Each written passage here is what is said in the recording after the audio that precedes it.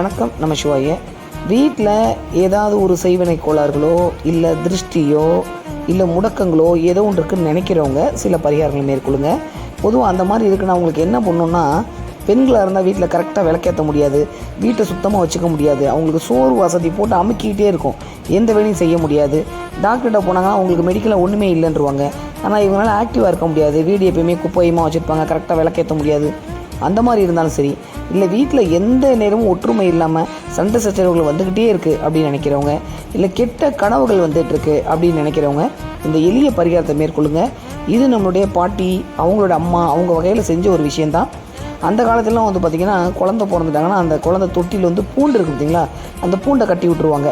அதுவும் ஒரு தலை பூண்டுன்றது ரொம்ப பவராக இருக்கும். அந்த பூண்டை கட்டி விட்ருவாங்க. பூண்டு தோலில் வீடு ஃபுல்லாக சாம்பிராணி போடுவாங்க. ஏன்னா அந்த குழந்தை பிறந்த வாடகைக்கு தீய சக்திகள் வரும் அப்படின்னு பெரியவங்க சொல்லுவாங்க. அதே தான் இப்போ நமக்கு தேவையான வகையில் சில விஷயங்கள் பண்ண போகிறோம்.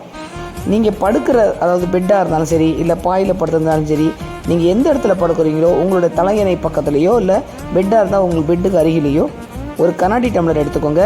பிளாஸ்டிக் டம்ளர், சில்வர் டம்ளர் வேணாம், கண்ணாடி டம்ளர் எடுத்துக்கோங்க. அதில் ஒரு தண்ணி எடுத்துக்கிட்டு அதில் 3 பல்லு 4 பல்லு பூண்டு எடுத்து உங்களோட பெட்டு பக்கத்தில் டேபிள் இருந்தால் அதில் வச்சுருங்க. இல்லை நீங்கள் படுக்கிறீங்கன்னா ஒரு ஓரமாக எடுத்து வச்சுருங்க, தலைக்கு பக்கத்தில் வச்சுருங்க.